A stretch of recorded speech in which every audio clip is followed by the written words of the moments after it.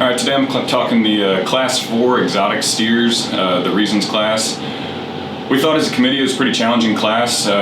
We had cards kind of showing that up and down the list, and the only thing we could really come to a good conclusion on was that we're going to keep that one steer in the bottom, that solid black calf, one that I think everyone appreciates for his balance, his body. He's really fresh in his handle, really mellow to the touch. He's got good power, but when you have to compare him back to those other three, I think it just becomes a mass issue. And if you want to critique him a little bit harder, I think his back leg wants to get a little frailer at the ground, and he kind of loses it on the move a little bit, wanting to get up underneath himself and not just as comfortable at the ground.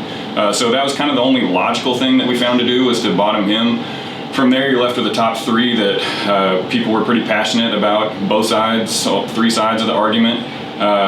For us, we were going to run them 4-3-2-1. The black and white calf, I think, when you first turn to the class, he hits you as just a stout, rugged, fresh one. Really good in his lines. He's got lots of power. We had some guys get holed up on the swelling issue he has with his hock, specifically the left one, but it seemed like it was a little bit on both.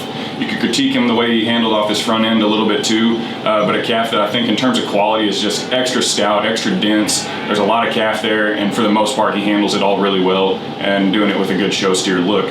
The 3 calf, we had him all the way from first down to third, but he's going to land in second. A calf that, in terms of look, is the one that you're going to tie into first. He can really get his head up there, give you a great look. He's got no chest floor. He's really good in his underline, and the way he drops into his flank for one that's that tricked out, still really proportions well that way. I think when you get your hands on him is probably when you're going to be the most disappointed. Calf that just doesn't have near as much back shape and mass as you thought he might. And you can kind of see that just if you study his feature. He's given up a little bit of bone. He's a little frailer jawed. Just a calf that's not built as dense as some of the ones that are going to stand on either side of him. But one in terms of look can really give you a look that you can tie into. But ultimately we decided he didn't have enough back shape, so we left him second. The red steer, the 2 calf, is one that really threw a wrench in the works for a lot of people.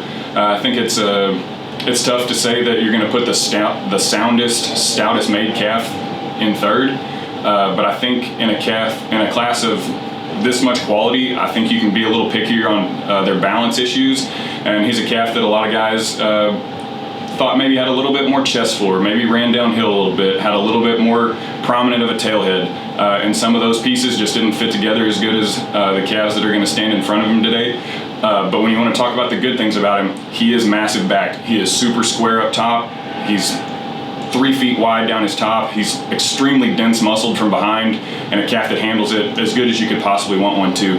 We just thought a few of his balance pieces didn't fit together quite good enough to work his way up, and he ended up in third. So we ran it 4-3-2-1.